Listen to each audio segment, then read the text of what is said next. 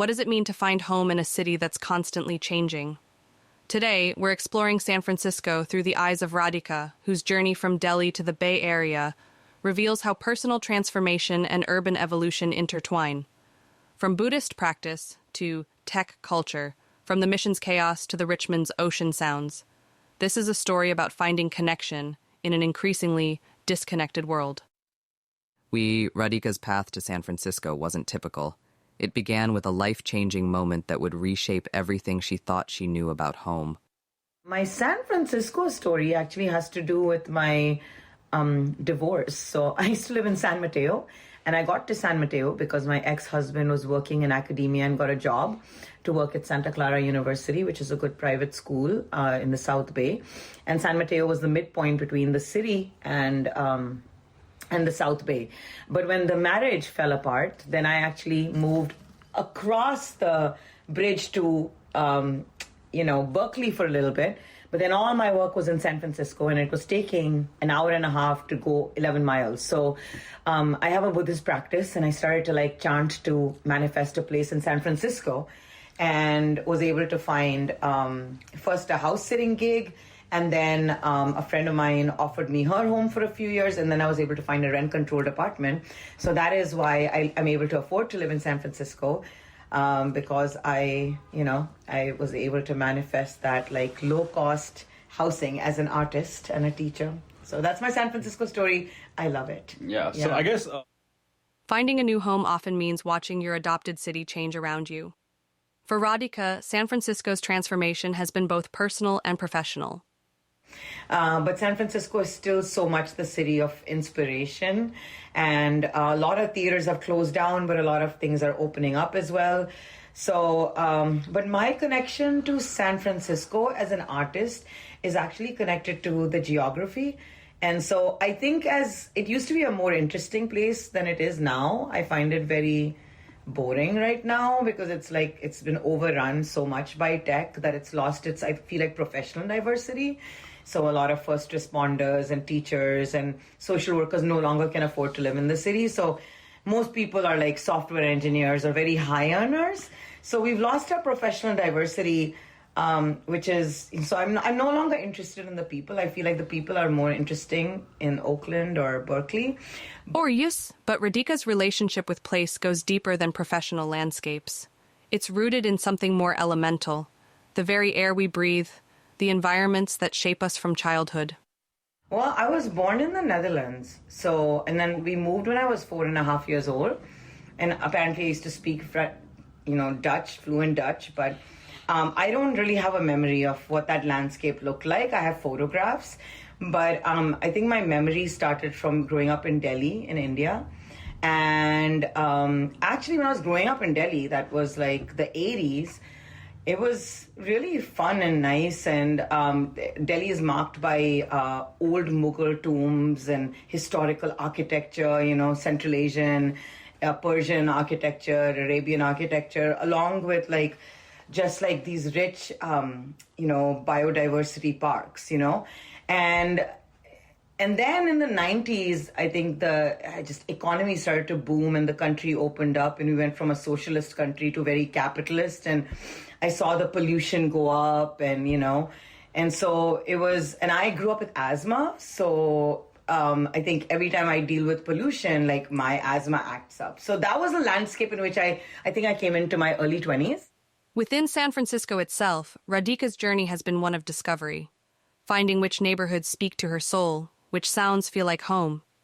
Honking, police stuff, and there's just so many sounds. It's very exciting, and the mission was really exciting. Mexican food and music and drunk guys on the sidewalk, and just very exciting. But it wasn't there wasn't any nature. And then when I moved to the Richmond district, which was in 2016, my initial apartment that I lived in overlooked the ocean. So actually I would be woken up not by police honking and stuff like that, but it was actually the waves were crashing so hard you can hear it, and the fog horn is going. So that used to be a little scary for me, and then I got used to it, and it became you'll get lulled into sleep. So now I don't notice any of the, any of those wind sounds, which my bedroom is ocean facing. There's something profound about how certain sounds can anchor us to a place. For Radhika, this connection runs deeper than most people might expect. Yeah, it's really interesting. So for me, I feel I'm a very urban person. I grew up in Delhi, and that's millions and millions of people. I don't know the exact population at this point. But I need sound around me. I need people. Like, when the bell is constantly ringing in Delhi, or like there's vegetable vendors, and there's what we call kabadi walas. And, so I really like sound. It's soothing, it's calming, all of that stuff. And I get very freaked out by suburbs, which is like complete silence, But I've always looked for like big cities. So I've only lived in big cities, and I've only lived on the coast, Boston or San Diego or San Francisco. Understanding human connection has become more than just personal insight for Radhika. It's become her business. In a city dominated by tech, she's found a unique way to bridge the gap between digital efficiency and human warmth. So I think that's very important. And I'm taking the initiative nowadays because I'm in theater, and I also get paid to teach eye contact to people in tech. It's become a marketable skill where I'm actually using my skills to teach eye contact, to get people, like, people are so afraid of making eye contact and saying hello first because, they're afraid of that social connection. So I actually have started to experiment with like just looking at people and smiling at people. And sometimes it's a delayed reaction, like somebody will pass me by, but I'm sure they'll think, oh, I should have smiled. But I take the bus quite often because I like that human interaction. And the other day I spoke to this young person and... But theory becomes real in those unexpected moments when human connection actually happens. Radhika has a story that perfectly captures this magic. Looking at people and smiling at people. And sometimes it's a delayed reaction, like somebody will pass me by, but I'm sure they'll think, oh, I should have smiled.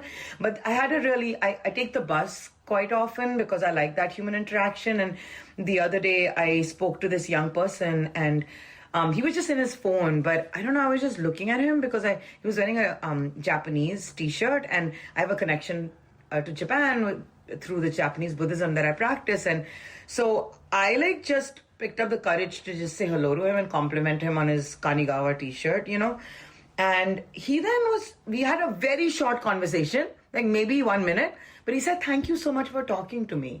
And he completely opened up. And to be honest, when he was in his phone, I was even wondering, should I reach out to him? But there was something that told me reach out. And he was so grateful for that connection. There's actually research that backs up what Radhika has discovered through lived experience. Sometimes the most meaningful connections come from the most unexpected places.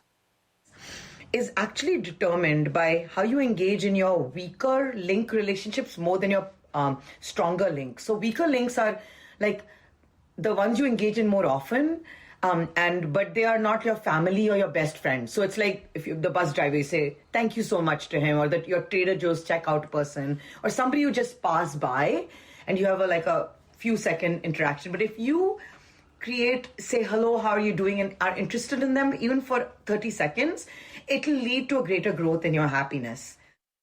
Radhika's journey reminds us that finding home isn't just about geography. It's about the connections we make, the sounds that comfort us, and the moments of genuine human contact that happen when we're brave enough to reach out.